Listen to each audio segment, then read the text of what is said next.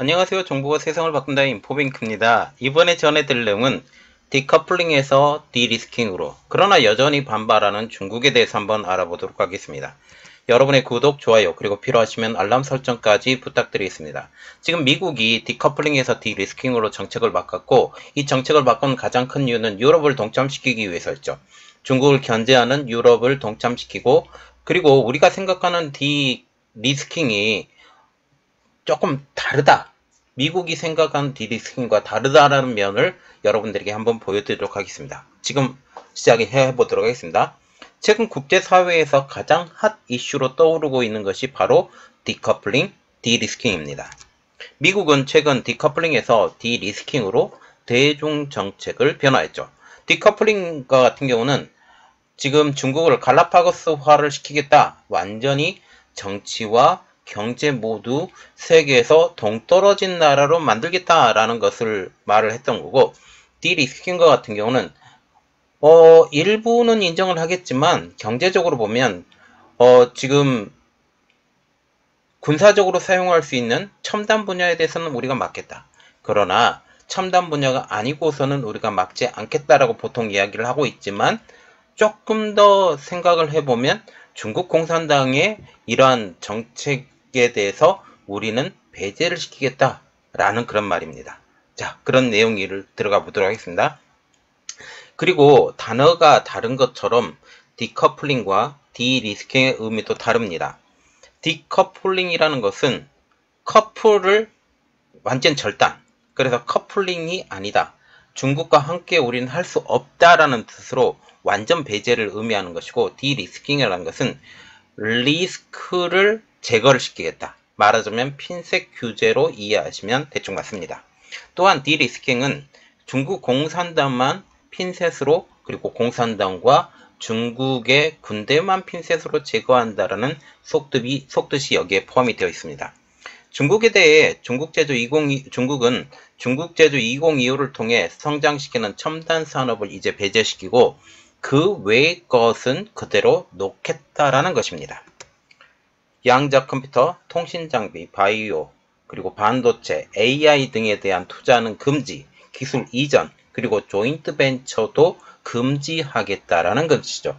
그래서 이 펀딩 자체가 안 돼요. 첨단 산업에 대한 펀딩 자체 안 되고, 반도체도 지금 보시면 40나노 이상급으로 들어가는 것은 별로 큰 상관이 없을 것처럼 보입니다. 최근 ST마이크로가 지금 중국에 공장을 짓는다고 지금 그렇게 얘기를 했을 때, 이것은 지금 미국에 큰 영향을 미치지 않는 정도의 공장이라고 생각을 해서 금지를 하지 않을 가능성이 있다라는 것이죠.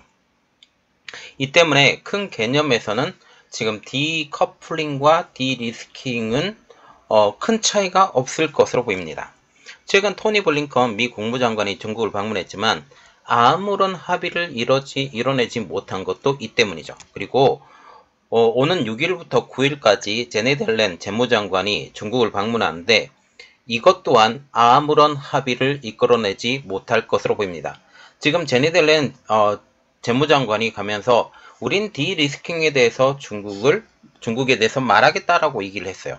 그러면 이 정책에 대해서 우리는 포기할 생각도 없고 포기하지도 않겠다라는 것을 의미하는 것입니다. 경제적으로 보면 시 주석이 야심차게 선보이고 있는 중국제조 205를 완전히 망가뜨리는 것이기 때문이죠.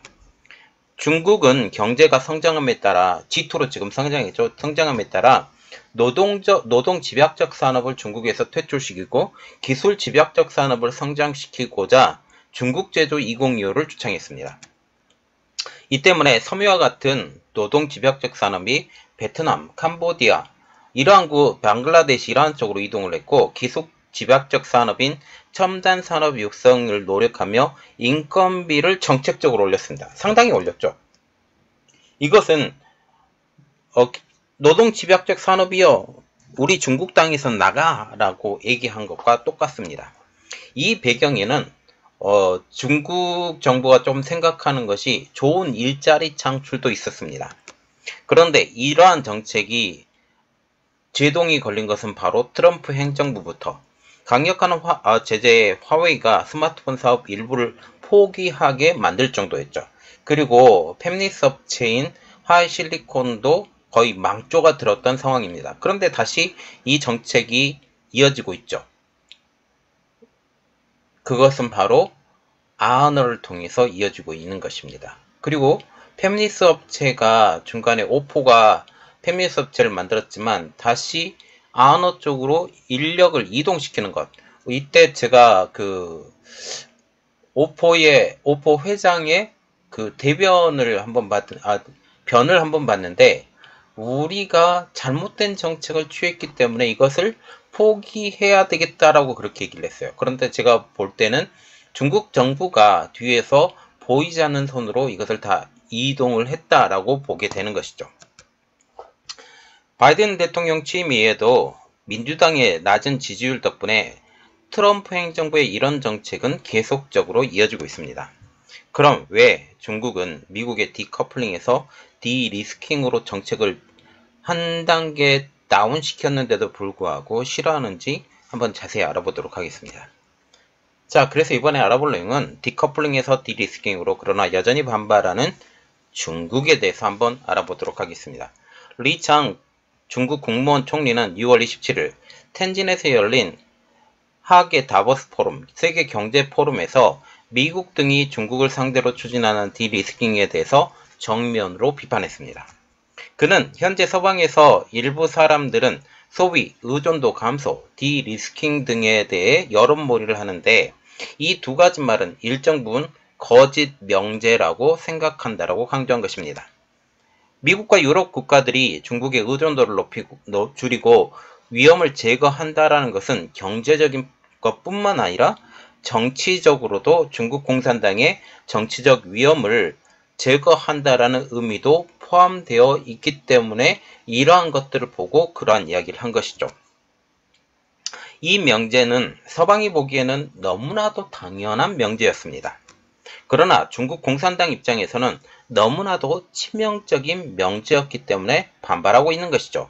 중국 공산당의 힘을 빼는 것, 이 중국 정부를 좌지우지하고 있는 중국 공산당이 자기들의 힘이 빠지는 것을 누가 좋아해요? 그거 안 되죠. 리창 총리도 서방의 입장을 여론몰이, 거짓 명제라고 비판했던 가장 큰 이유도 이 때문입니다. 이는 서방의 이러한 움직임이 중국이 원하는 바와 다를 뿐만 아니라 결국 중국 공산당에 큰 타격이 된다라는 것이죠. 리창은 세계화로 전 세계 경제는 내 안에 내가 있고 내 안에 내가 있는 공동체를 형성했고 세계 각국의 경제는 서로 융화하고 서로 의존하며 발전적인 관계를 유지하고 있다라고 하면서 이는 나쁜 일이 아닌 좋은 일이라고 했습니다. 그는 경제적 이슈를 정치적 이슈화하는 것에 대해 단호히 반대한다라고 말하면서 기업이 스스로 결정하도록 해야 한다라고 말하고 있죠. 그런데 중국 입장을 한번 봐요. 중국은 전체적인 그림을 보면 경제적인 이슈보다 정치적인 이슈가 더 위에 서 있음을 우리가 알 수 있습니다.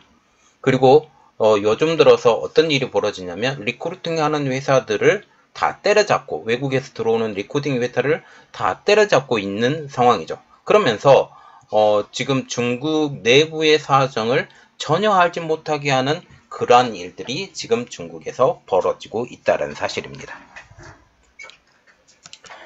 자, 그래서 우리가 조금 더 깊이 알아볼 내용은 바뀐 세계화의 정의에 대해서 좀 더 깊이 알아보도록 하겠습니다. 최근 세계화라는 정의가 바뀌고 있습니다. 세계화의 정의가 지금 3단계로 접어들었는데 그것에 대해서 한번 자세히 알아보도록 하겠습니다. 1단계, 세계화 첫 번째, 세계화 1단계, 세계화 1.0입니다.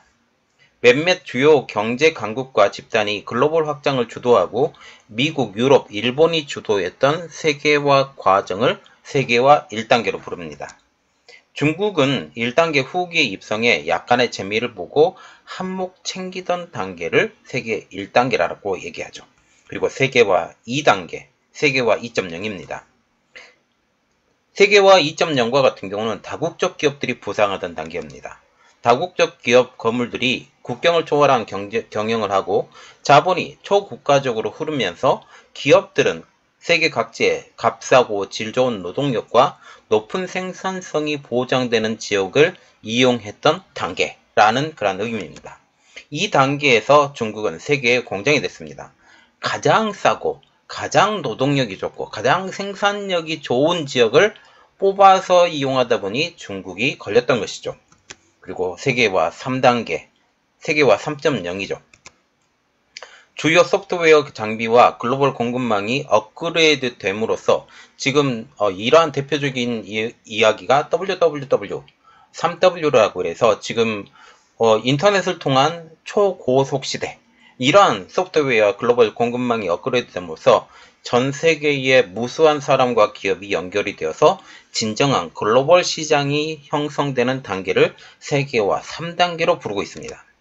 세계화 3단계의 핵심은 각국 경제와의 융화, 그리고 발전 및 의존은 기본적인 사회적 자유, 법치적인 메커니즘, 민주주의적인 정치체제, 언론 및 정보를 원활한 흐름을 기반으로 움직일 수 있는 것을 말을 합니다.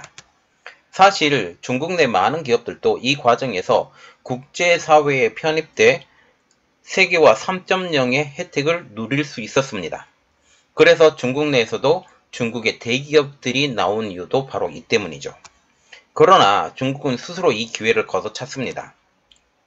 공산당이 이끄는 중국 정부는 경제 정책을 매우 이슈화하고 기업 경영에 개입하면서 중국 내 모든 기업, 말하자면 중국에 들어와 있는 모든 외국계 기업까지 그들의 말을 따라가는 꼭두각시를 만들려고 했던 것이죠. 중국 정부는 합작기업, 외국 기업의 무역, 외환 결제까지 개입을 하고 외환 보유액과 환율을 조작해 공산당의 주머니를 불려왔습니다. 이런 상황에서 중국 총리가 경제 이슈를 정치화한다, 그리고 기업이 스스로 알아서 결정해야 한다 라고 말하는 자체가 어불성설이라는 것이죠. 자기들도 그렇게 하지 않은데 다른 나라에게 이렇게 해야 된다라고 말을 하는 자체가 어불성설이라는 거죠. 그래서 이러한 나라들을 배제시켜야 된다라고 말을 하는 게 디커플링, 그리고 이것을 한 단계 낮춘 것을 디리스킹이라고 말을 하는 것입니다.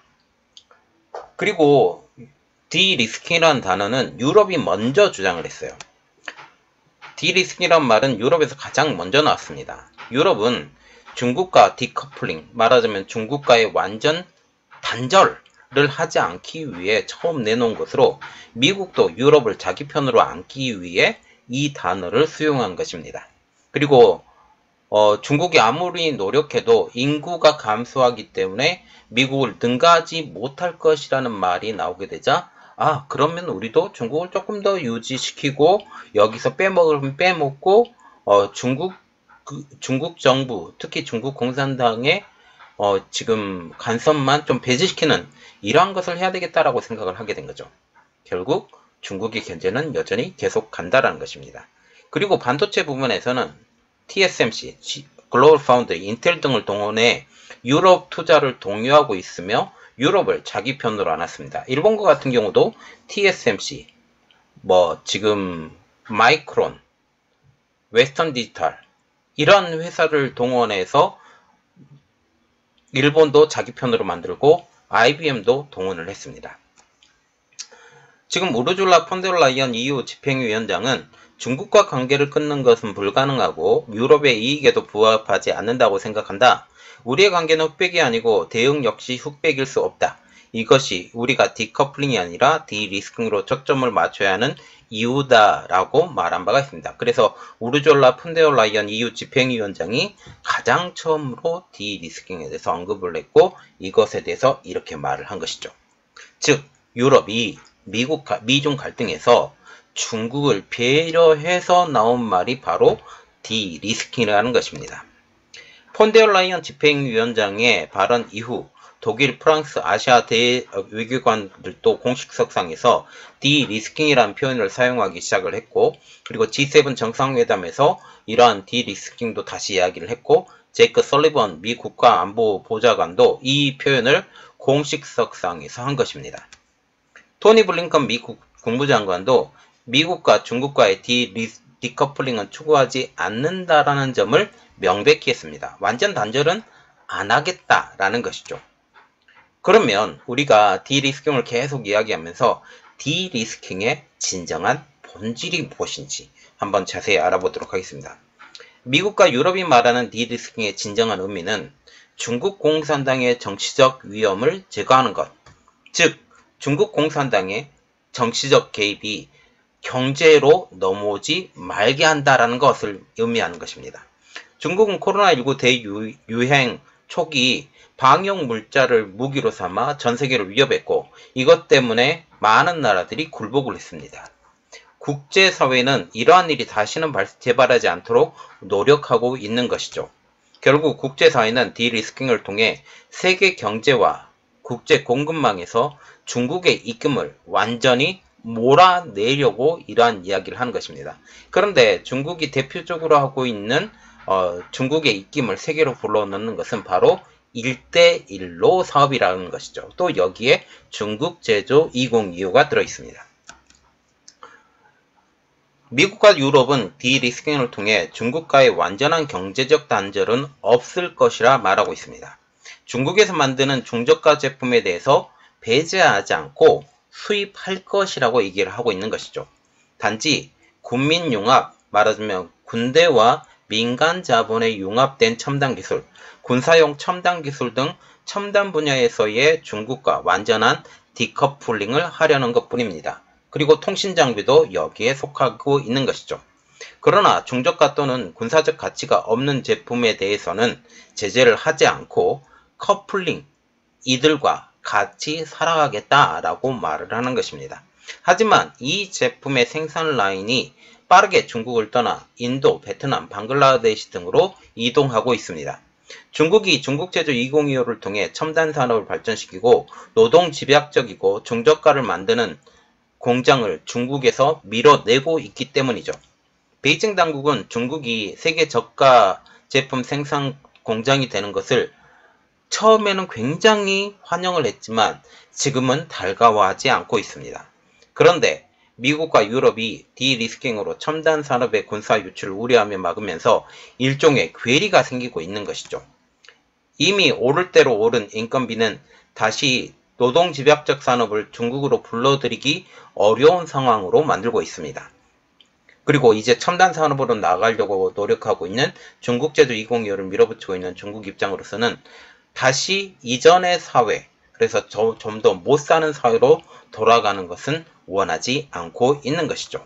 자, 지금 여러 가지 상황을 볼 때 우리가 생각하는 디커플링과 디리스킹, 이것을 생각을 하면 안 되고 디리스킹도 중국 공산당의 제재를 이제 벗어나게 하고 경제 자체가 미국이 원하는, 그리고 자유롭게 이들과 소통하는 이러한 것을 하고 싶어하는, 그리고 첨단 산업에서도 군대와 관계된 것들은 절대적으로 못하게 만드는 미국의 생각을 우리가 가진 것을 알게 됐습니다. 그리고 여러분들이 이러한 것을 생각해서 제가 계속적으로 나오는 이러한 말들이 이것을 기반으로 계속 나가게 될 테니까 이것을 점검하는 차원으로 이번 내용을 준비했습니다. 이번 내용은 여기까지 하겠고요.